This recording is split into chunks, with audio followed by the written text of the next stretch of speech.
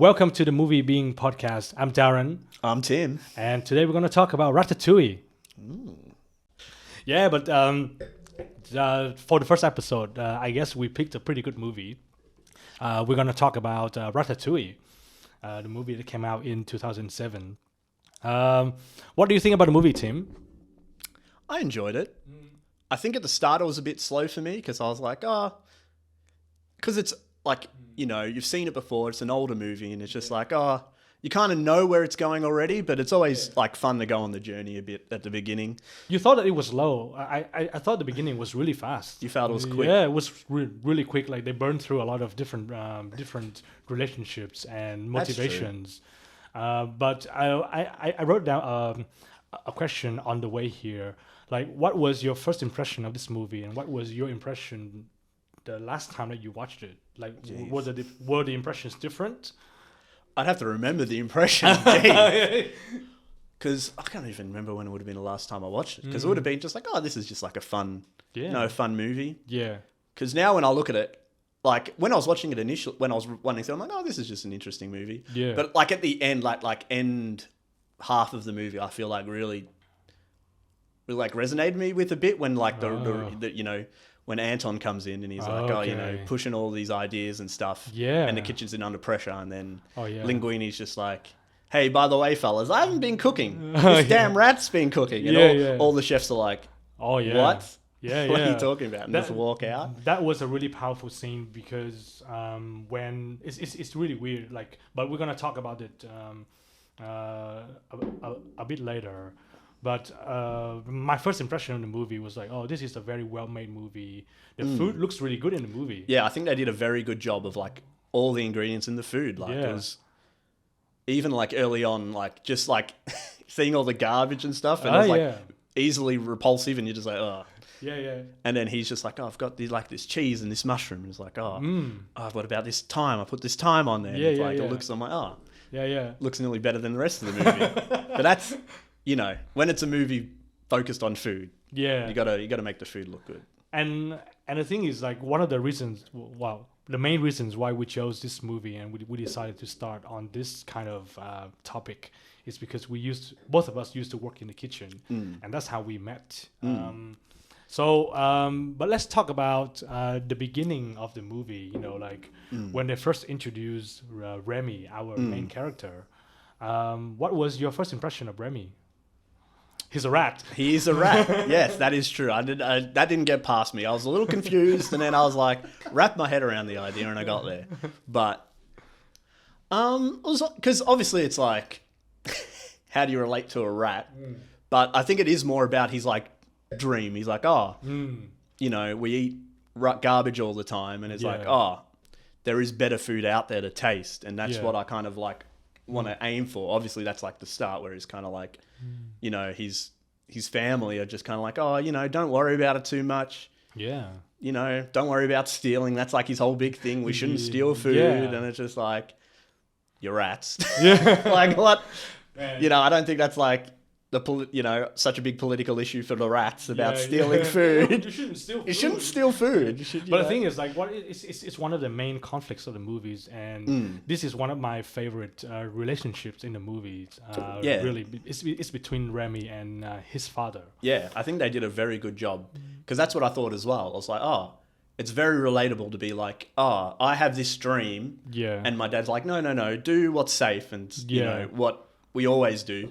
They are rats, but it's when I can't remember what scene it was. It might have been a bit later. Was it early at the start where it's like, no, this is what we always do. This is what rats do. And it's like, it's not a bad argument. They are rats. Yeah. And it's, obviously it's a movie and it's not meant to be, too literal with its one take. Of the things as well, like it's crazy that the animators actually made us care about a rat. Well, yeah, because it's just like... It's so relatable. Pixar movies always, in the early days, have been very good with all of their, like... Even like Toy Story and stuff, if you think about that stuff. It's like, an inanimate toy. You have. They must care about a toy, huh? Yeah, exactly. So it's like... They do a very good job of making them feel human. Because I think they do a good job of, like with Remy, selling his dream of, like, I want to do a bit better with food. I want to kind of... see what else is out there rather than just scrounging around for rubbish. And even when he does tell his dad stuff, he's just like, oh, you can smell stuff? You can smell the poison in this? I've got a great job for you. Yeah. Oh, that was one of the things I really wanted to bring up because it's so realistic. It's literally, you have this talent. I have this perfect job useful, for you. You're gonna smell rat poison. Yeah. I mean, in retrospect, it's one of the very stable jobs because you have all the demands. And you only, plenty of rats that want to eat and don't want to die. Yeah. I mean, it sets up a really beautiful kind of background. Like, you have all these safe choices. And, and it really depends on Remy to really break out of that atmosphere per se. I'm trying to remember where he got his dream to become a chef from. So initially he wanted an ingredient side, and he was going into the old lady's house in the farm and running in there to like steal stuff. And then when he was in there one day, he saw Gusteau, the chef. Did he see on the movie first, or did he see the book? I don't know if it was the book or the movie. It might have been the book. And then he saw him on TV. But that's like when he has the catchphrase of Gusteau, anyone can cook. Yeah, okay. And that kind of gave him the idea. It's like, well, I'm anyone. Yeah. Technically, yeah. And then he's like, and then obviously a bit later on when he goes to his brother, he's like, we can do so much more with this. When he gets the mushroom, what was he had? The mushroom, the cheese, and then he's like, try them together. And then he's like, he put them together, and he's like, I need a bit of the sweetgrass and a bit of the thyme, I think it had. Yeah, rosemary. And then he's like, now we've got to cook it. And then he goes upstairs and he goes on the chimney and he's like twirling it around, cooking it. Lightning-y. Yeah, when he gets hit by lightning and he's like, what's it taste like? Lightning-y? Oh man, I love Emile. Emile is such a likable character. So Emile is Remy's brother. I'm not sure if he's older or younger. I don't know how rats figure it out, but I'm sure. But I think in your case, it's very similar. So let's say if you are Remy and Emile is your brother is kind of taller, bigger than you. Even though he's younger, but similar, but more in the fact that like you've got like this idea and you're like, I can trust my brother with it because and he's kind of like a bit clueless to it. He's like, I'm pretty happy eating garbage. Like, what's all this cooking stuff? Yeah, but one of the things I like about Emile is like, just like Remy said, he's very easy to be impressed, but he supports his family 100% all the time. Remy wants to cook? Sure, I will help him. My dad wants to run a whole colony? Sure, I'll help him as well. It's like he just supports his family without asking, without questions.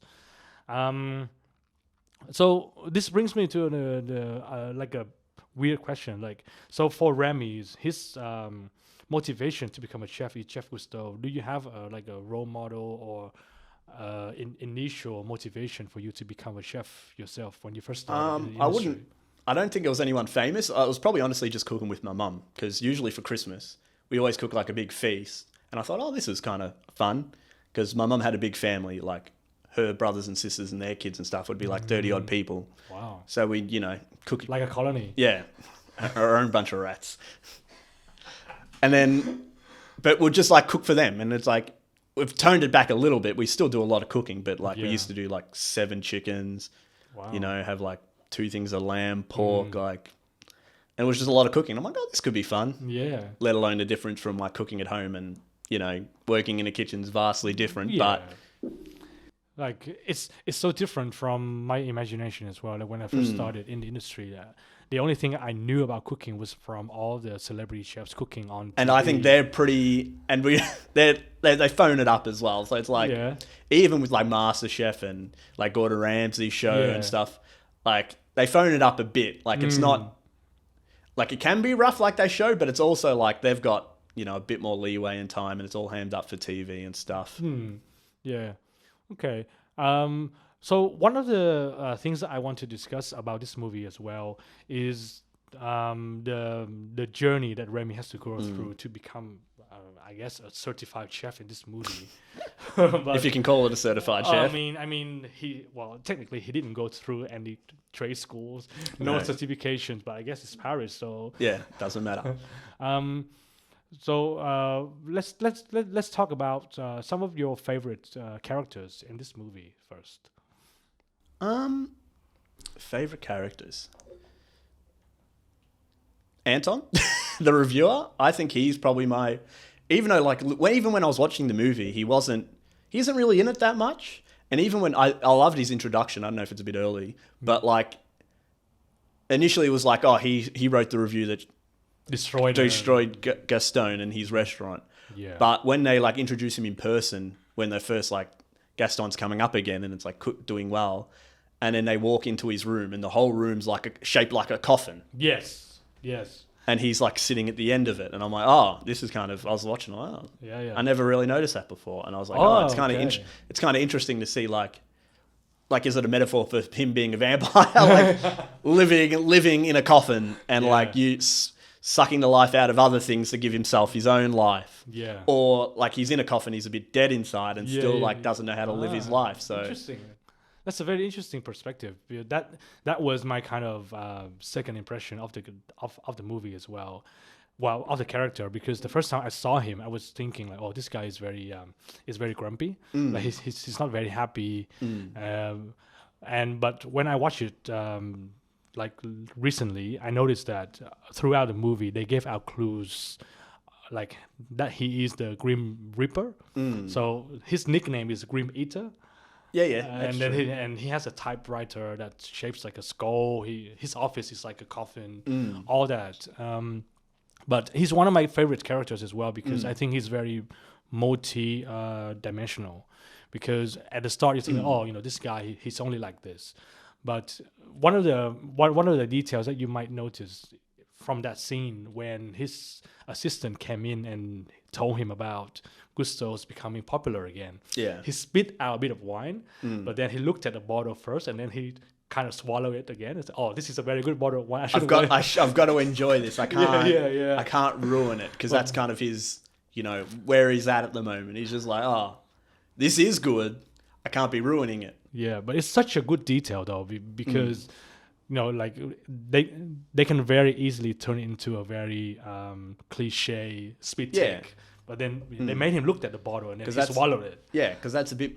Because that's why I find him one of the most interesting because, like, he does have a bit more dimension to him. Like, most of, like, Remy and Linguini are very simple in their desires, which is nothing wrong, but, like, you kind of know where they're going. Like, Remy through the whole movie, it's just, like, he'll do whatever he needs for cooking. Yeah. And, early in the movie, like he kind of destroys his whole rat colony just because he wants to cook. Yeah, I remember that. I was like, oh wow, you kind of screwed up your whole family's thing that they had going just because you wanted to cook a little bit.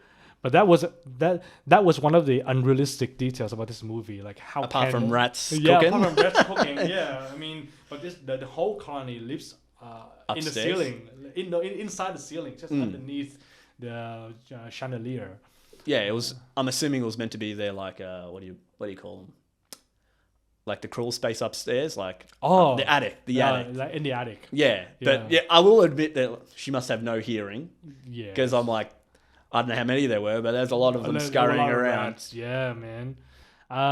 But yeah, you're right. So I think like there are so many layers of meanings in this movie that I really enjoy, like the relationship between families, the motivation between chasing your dreams and the consequences that come with, right? So what about some of your favorite scenes in this movie? Favorite scenes? Well, I think, I can't remember, it was quite near the end, after they had kind of like done their cooking and they've kind of ended it and Remy goes off by himself to kind of look over Paris. I thought that was like a beautiful shot in the movie where he kind of just like took it all in and be like, hey, this is kind of like, I've done what I've looked for and I've achieved this. Yeah. And then even I would say after that is when at the end it's like, oh, the whole restaurant shut down because there's a shit ton of rats in it. And that like Anton, he invested in him because he believed in him. And then like he's there happily enjoying his food. Yeah. And I thought it was a great moment of like tying it all together. Like they're all kind of living out their dreams at the end, which is always nice apart from losing, your father's restaurant and destroying that. But, But that's one of the things as well. Like the scene that you mentioned, it's literally like like a tie knot, and it kind of solidifies all the arcs that the characters go through. Well, except for Linguini, but I think like when he gets together. Is it Colleen? The Colette. Yeah, and because that was his kind of, I wouldn't say, but it was his love. Like he was like in love with her. Yeah, essentially through the movie. And, Remy was like controlling him half the time. It's like, oh no, I'm not trying to get in your way. Yeah. The little chef's getting in your way. But literally, without Remy, he wouldn't have had his first kiss with her. I was thinking, that's the most problematic scene in the movie where he's just like, he's trying to explain that he's got a rat in his hat that's doing all the cooking. And the rat's like, oh, we're not blowing this. And like, forced him into kissing the girl that was about to pepper spray him because he was acting weird.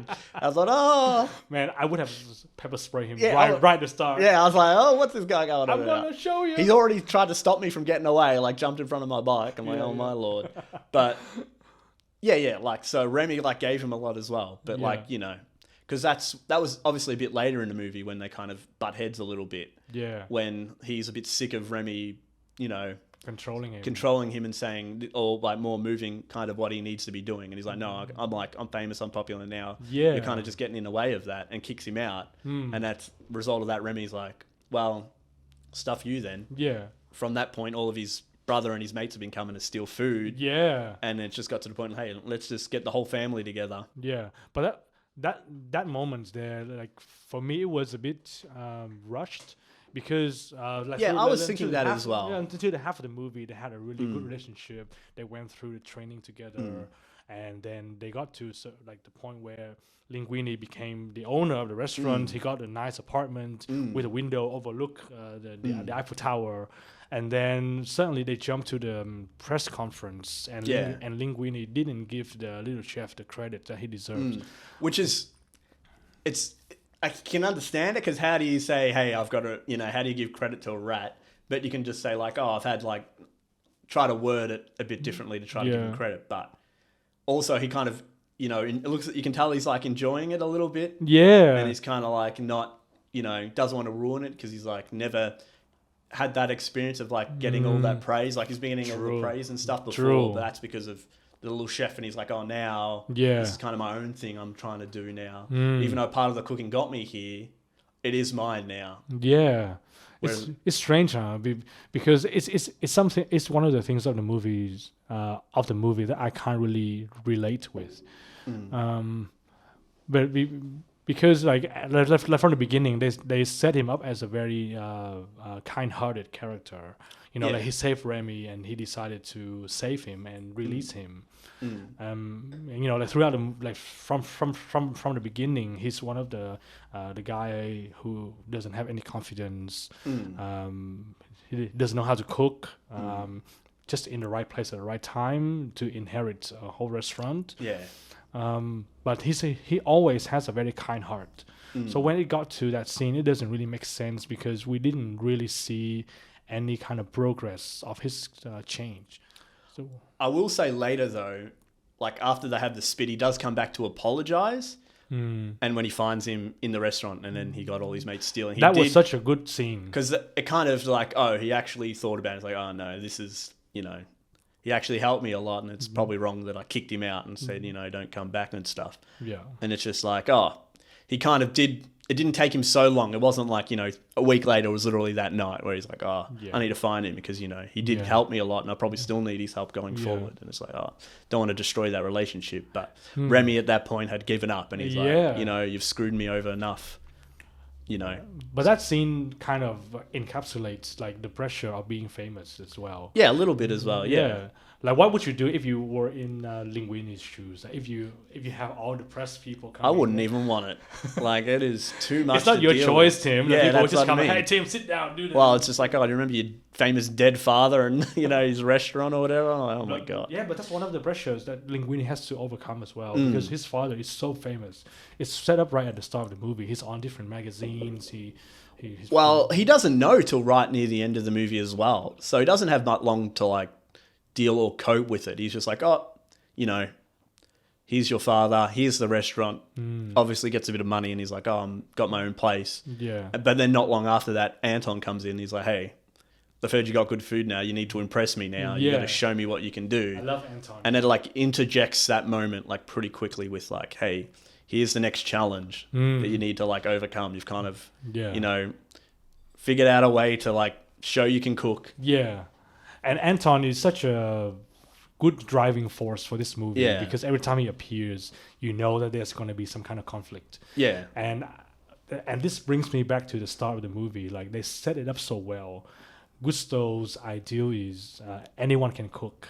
And that was Anton disagrees straight away. Because that's literally the start of the movie, is that like his like introduction, and it's like, it's telling you the kind of the little brief story of Gaston, and it's just like shows you, he's like, anyone can cook. Then it goes to Anton, and he's like, I don't think not everyone can cook. Yeah. I agree. And that's like kind of a little bit of like what the story is going to be about. It set up like it's one of the beautiful things of this movie is it sets up the conflicts so well right at the beginning.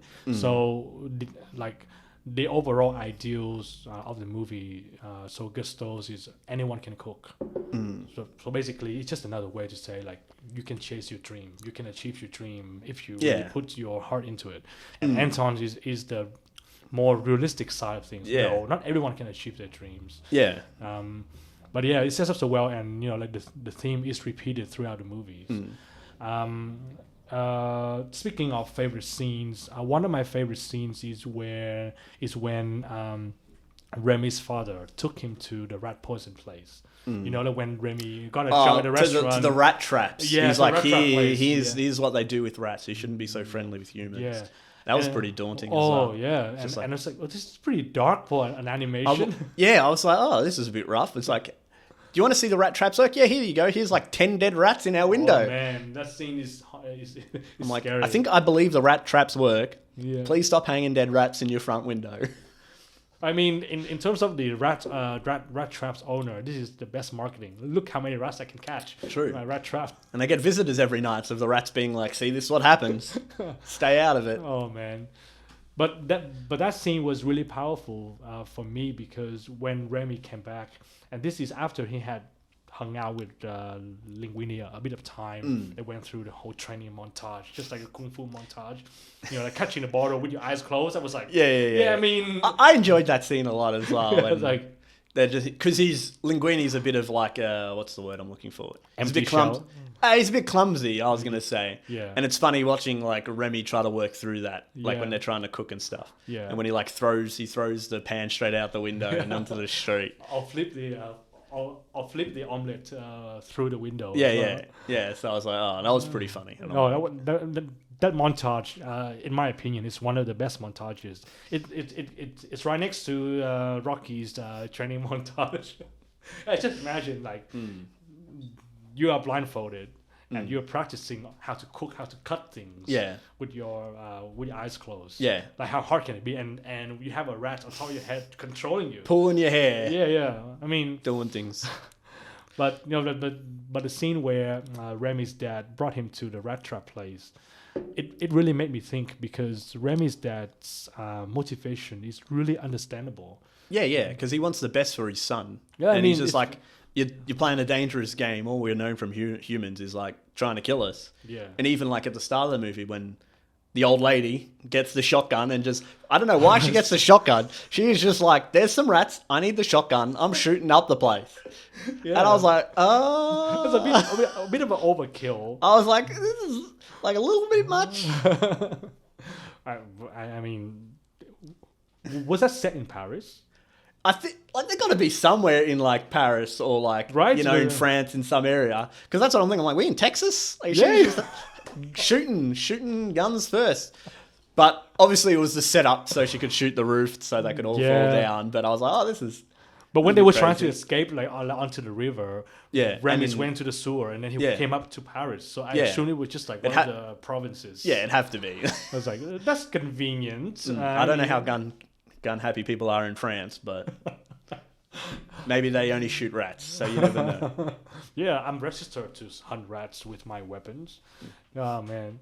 But that scene really resonates with me because, like, all the fathers want good things for their children, right? So and obviously his father is more experienced in terms of the life that the rats have been through, and it's like, this is the reality, you know. You keep playing this game, it's going to kill you, and I'm your father, it's my responsibility to keep you out of trouble, try to keep you safe. And of course, you know, in all the dramatic scenes fashion, it has to be dark that day, it has to be raining that day, it has to be, it sets the mood, it sets the whole mood for it. And at the end of that scene, Remy decided to turn his back to his family, and he decided to go his own way. It's like, no, not all humans are like this.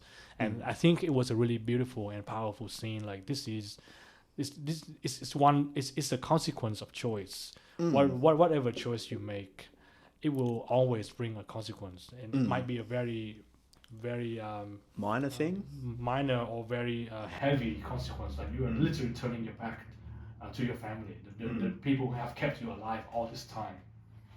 This brings me back to the next scene, like the scene that you mentioned, like after Linguini and Remy had an argument, and Remy decided to bring his whole family to come into the restaurant to steal food, and then Linguini came back to apologize.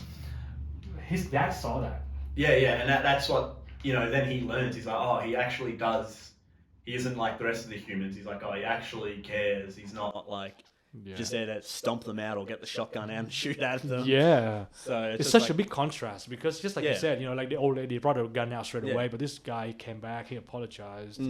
And that's one of the details that I missed in the first viewing, because I didn't really care. Oh, you know, he came back, apologized. Great. But I missed the part where his dad saw that, and then they expressed the emotion on his dad's face, like, oh, like a change, because like obviously from a father's standpoint, when it's like, oh, you hear that he's involved with something dangerous, and it's like, you only know them as dangerous. Like, he's like, oh, I've never had an experience with a human before that was positive. And even early in the movie, when Remy meets up with him again after they like separate, and he's like trying to say, he's like, oh, all humans aren't bad. And he's just like, what are you talking about? All of them are bad. Like, what are you talking about? But then like in that scene, like you say, he sees it. He's like, oh, he actually did meet a human that isn't ready to just kill him on the spot. Kill him on the spot. Man, like, there are so many arcs and relationships that are intertwined between this movie. Like Remy's relationship with his father is one of my favorite. Like, he has this connection with Linguini, but obviously we always know that it's a very weird connection between a rat and a human. And they can't talk to each other. So that was the thing. No communications. Let's talk about Linguini.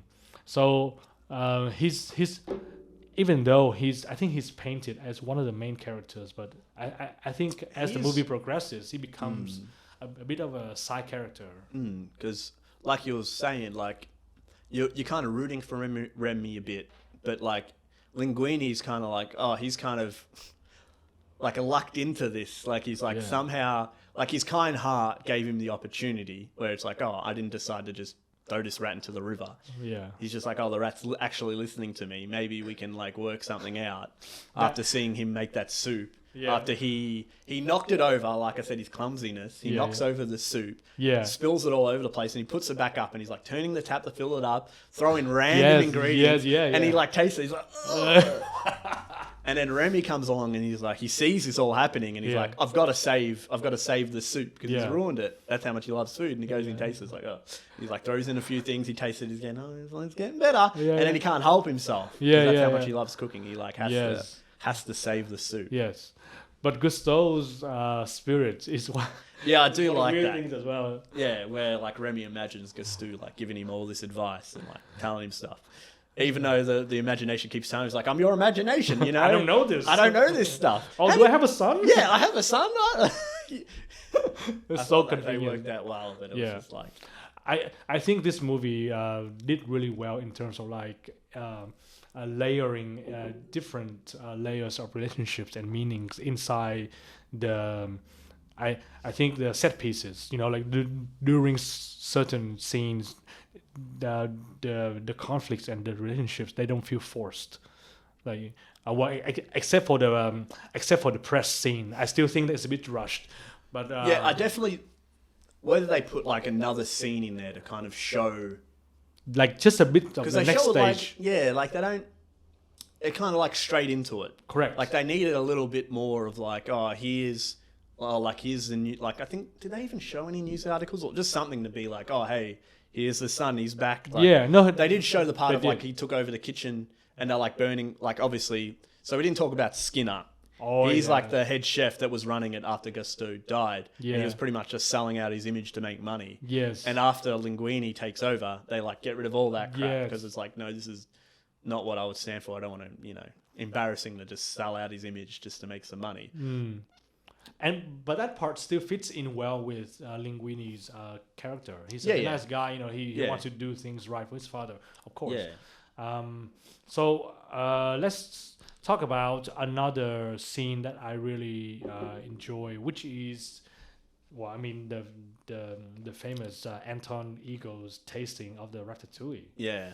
Well, that's, I don't know if you've seen many memes, but the whole meme of like you're tasting something good that gives you like, the nostalgia where people use that to be like, I've tried this new thing. It remembers me of something of my old days.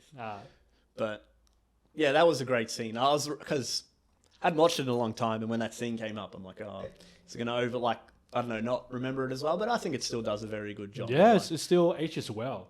I don't know how the rat picked that. Like he knew that Ratatouille was going to be the thing that caught him. That's what I was thinking. I'm like, when did he catch on? He's like, I need to do this kind of simpler dish. Because it is like, I've made it a couple of times. It is like a simpler dish, but it is like complicated in the fact that like trying to get it right. Right. So like the challenge is in the technique. Yeah. Okay. More than which I think they kind of show well as like when like they go to like they do that a few times through the movie when they're trying to make something. When Skinner comes in earlier in the movie when he's like, let's tell him Linguini's going to make this new dish. Yes. And he's like, they pick out a recipe that they know's bad, so he's going to fail. But Remy's like looking and tasting and is like, no.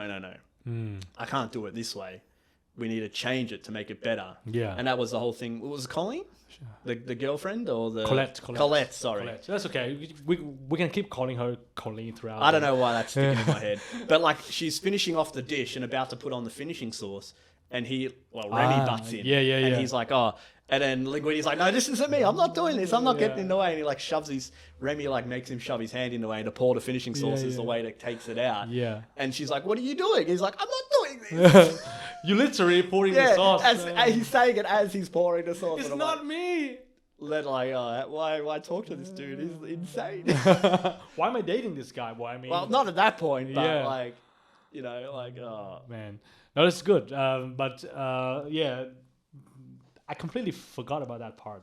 Like when Linguini was challenged to be, make sure this. I think Chef Skinner said something like, this is one of the customers that came in and then they requested something special.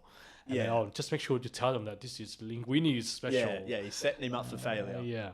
But he didn't. He didn't. Well, Remy didn't fail. Yeah, Remy didn't fail. Remy stepped up to the plate and then he delivered. But one of the aspects that I enjoy about the scene where Anton ate the ratatouille, one, ratatouille is just a convenience because that's the name of the movie. Yeah. It wouldn't have made sense. Like, let's make a casserole. That'd be a twist. M. Night Shyamalan stuff. It was never Ratatouille all along. It's just a name, Rat. But so when they made Ratatouille, of course, Remy put his own twist on it. And when Anton ate it, this time, like the first time that I watched this scene, I thought that, the food is so good. It took him back in time to remind him of the childhood memories. But when I watched it the second time, I noticed something else as well. This is why he cares so much about food. Yeah, because that's like his mother cooking for him. But that's his motivation because when I think in the memory we saw a glimpse of his childhood, like he was crying. So I made the assumption that he was bullied. Like, he was crying, and his mom was like just caring for him and gave him a bowl of ratatouille.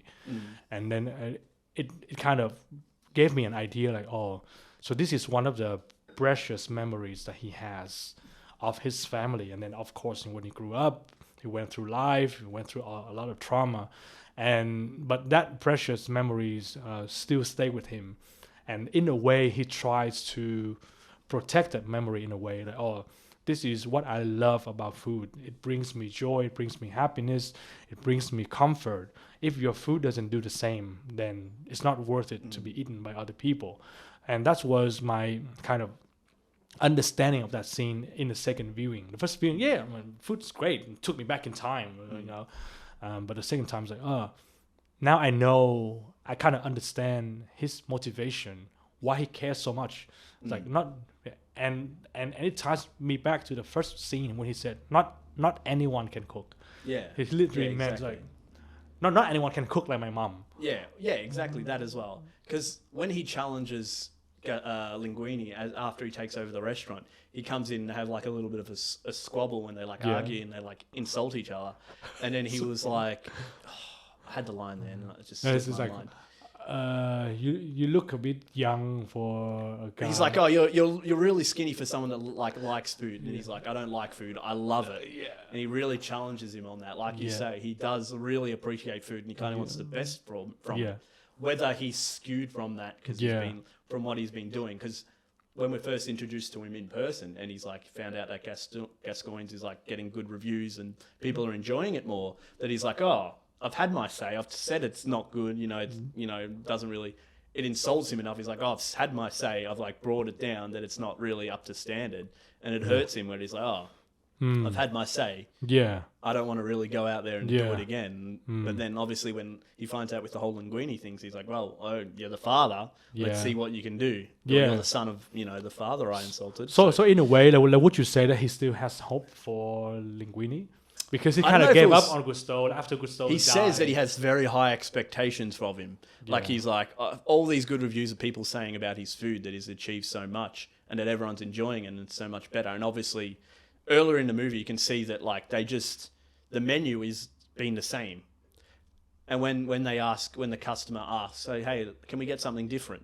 At that point, all they've done is the new recipe was the soup that Remy made. And it's like, oh no, we want to try something different.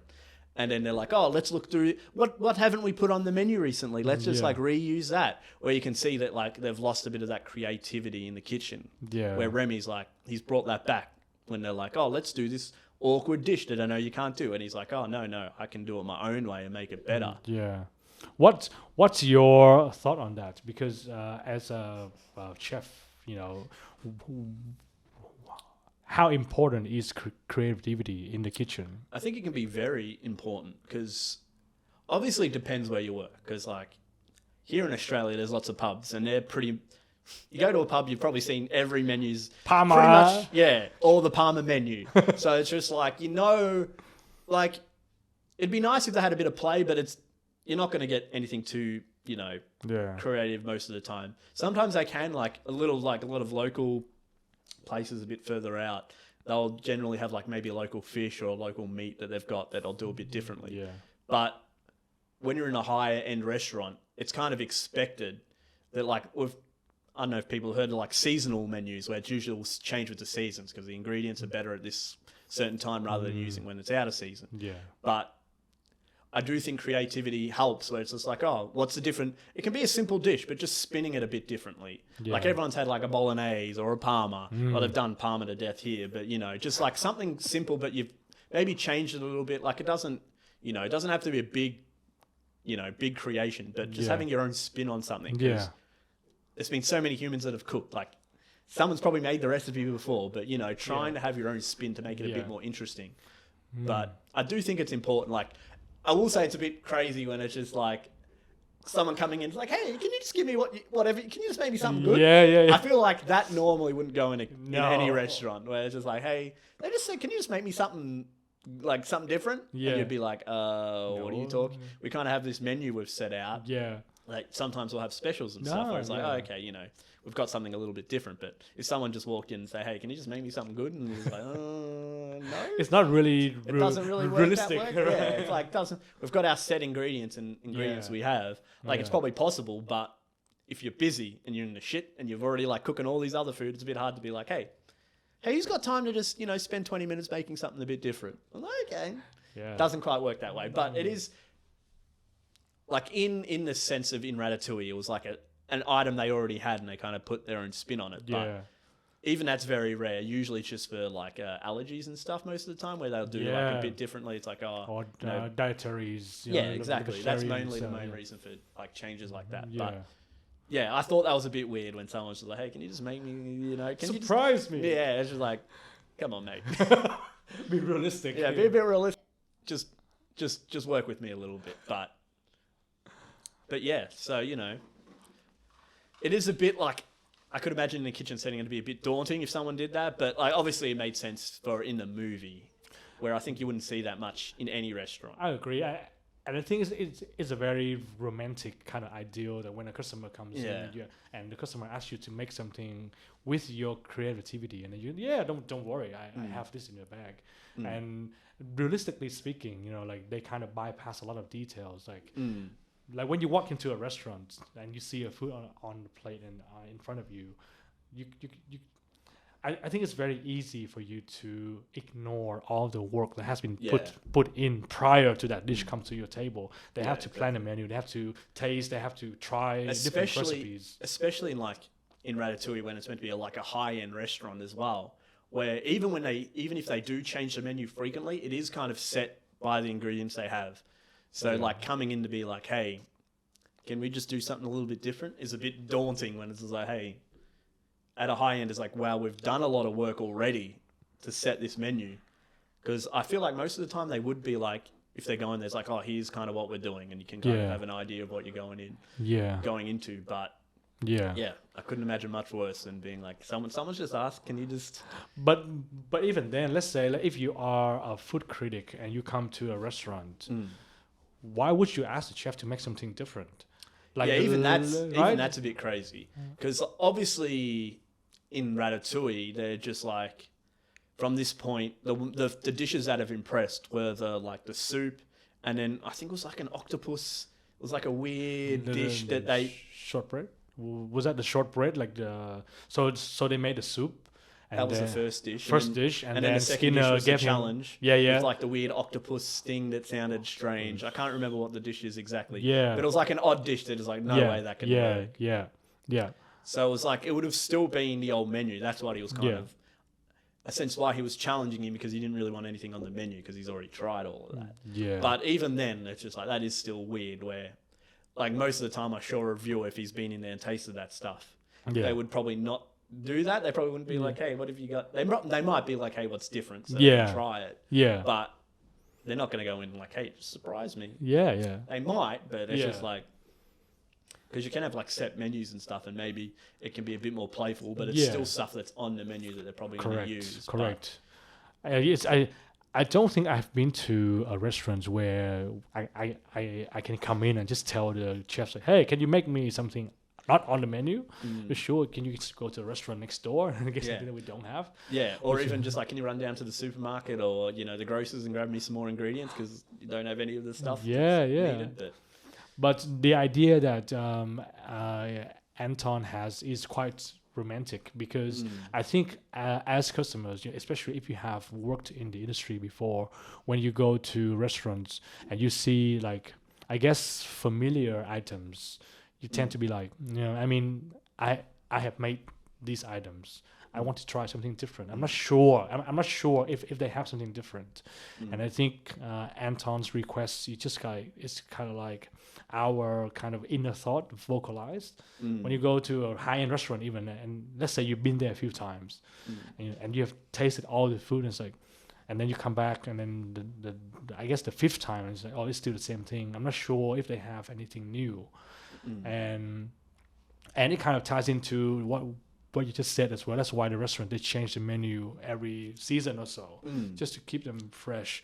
It's very interesting because this movie has conveniently bypassed a lot of the details. Like, one, how does Linguini understand what Remy is saying? Two, how does Remy even know how to cook, how to read in the first place, to read the book? Well, early in the movie, they show Gaston's book, and then his brother asks him, like, hey, have you been reading? And he's like, a little bit. How did you learn how to read? I would say they did kind of skip over him learning, but it does show that he did learn a little bit how to read, apparently. Yeah. I didn't know. Apparently, rats are extremely smart and They can learn. They can be, yeah. I assume it was English, but it probably was French, right? Oh, yeah, true. Considering they were in... True. So he's bilingual. He was a French rat, so he probably, it's probably a bit more common for the French rats to know French, but, Yeah. So the last favorite moment I had of this movie is like, like when they released the health inspector. Yeah. The health inspector, like poor guy, so overworked, so underpaid. He received a phone call, so stressed out. It's like, I have an opening in 3 months. Yeah, 3 months I'll go and check the place. And then his Skinner's just like, what are you talking about? There's a rat right there. But so after they released the health inspector, Gusto's has to close. Yeah, obviously. Well, I mean, because there was like 1,000 rats in there. Cooking all the food. And also, kidnapping's probably somewhere in there. You can't be kidnapping people. But hey, like they work like a well-oiled machine. Yeah. They have teams. I'm surprised they didn't get any of them arrested, honestly. Like, they were both kidnapped, Skinner and the health inspector. Yeah. I'm surprised they were able to open another restaurant. Someone would be like, hey, weren't they the people that kidnapped the old chef and the health inspector? Yeah, see? Another convenience that they kind of bypass in the movie. But it's the Disney movie, or Pixar movie in this case. You have to believe in miracles. A little bit. The movie could have gone for 3 hours trying to explain them going to court and being like, it wasn't us, it was the rats. We don't talk to the rats. They don't understand us. Yeah, they were doing it themselves. We had no involvement in the kidnapping of these people whatsoever. Oh, man. But that could have been Ratatouille too. The legal downfall of Gaston. Legal Ratatouille. Yeah. I mean, hey, make it happen. The only cooking's in the courtroom. Oh, man. Yes, but so when they closed down the restaurant and they set up the scene quite well. So Linguini was walking to Remy and Remy was standing in the middle and his father was on the other side. And then Remy so Linguini kind of looked at Remy and Remy just like, just gave him a head shake. And then his father did the same and he gave him a head shake as well. So I think it was a very kind of mellow moment, but it's a very powerful moment because he made a choice, but the choice is not either with his family or with Linguini. Yeah. He made his own choice. This is my own path and I will marry the two. Because at that point he did achieve it because he wasn't at that point in the restaurant, he was running the restaurant. He wasn't on Linguini. Yes. And then he got his father to help him with his plan. It wasn't him trying to help his father with his plan. Yeah. So at that point in the movie, he's like, I have become my own now. Like, I have done what I wanted to do. Yeah. And then obviously when his father reaches out and he's like, oh, no, like, I don't need to come back with you. And then Linguini's like, hey, let's go. And he's like, no, I'm all right now. And then that's when he goes, I think he's on the bridge and he's kind of yet again looking over Paris, kind of like taking in his moment. He's just like, oh, I have done it. Yeah. Must be a very good feeling. Well, especially for a rat. Yeah. I got my own restaurant. Yeah. For a moment. And then obviously later on, like the next scene, they got their own place and they're like telling the story. But, and again, they made Linguini the maitre d' in this case. Yeah, well, he did. That's like another point for him as well. When Remy took over the kitchen and he had to serve, that was like the first time he wasn't, controlled by anyone. Yeah, he wasn't nervous. He wasn't, dropping anything. He was on roller skates as well. Yeah. So he's going even quicker than usual. Yeah. So he's like found something that he can do that he's succeeding at without anyone's help. It's his own kind of motivation. Yeah. So, that's like another thing that he's found his own little thing as well. He's not relying on, his mother early on or, Remy helping him out in the kitchen. Yeah. And, for that scene, like he really shows his confidence as well. He's very confident on the roller skate. And my goodness. But that scene happened after he... so this is another scene that I want to talk about as well. So this is a scene where he came out and he told the truth to the whole kitchen. Yeah. So just he showed the rats, right? And what do you think about their reaction? Do you think it's realistic? It's probably reasonable that if the owner of the place / head chef, be like, hey, I haven't been cooking any of the food. It's been this rat. I'm sure they all would walk out. Like, why would you... it'd be interesting to see, but it'd be like, this isn't probably ain't going to fly, which is, correct when they all get shut down. Yeah. And that's the thing. It's like, and it shows as well, like early in the movie when it introduces all the chefs separately, it shows they all come from like a hard background or criminal background where it's like they've dealt with stuff. Oh, yeah. So it's even them walking out when they find a rat is like been doing all the cooking. But, because you can find it a bit insulting when it's like, the rat's been doing all the damn work when we've worked hard to get back to where we are. Yeah. But I don't think it's unreal. I feel like that's probably about what would happen if someone... What would you have done? Like, if your head chef tells you, like... I don't know if I would have walked out. I would have watched. Maybe. I was like, exactly right. I was like, why would you walk out? This is probably interesting, but it's just like, also, it's like, well, there goes my livelihood a little bit. Maybe it's like, well, do I need my own rat to cook? But... I would have recorded it. Yeah, well, there you go. YouTube, baby. And then they've got to have, then you got the physical evidence for them to really shut you down. It's like, well, we found this video online of where you're like showing these rats cooking. You're done. Yeah. You're done. Without the kidnapping.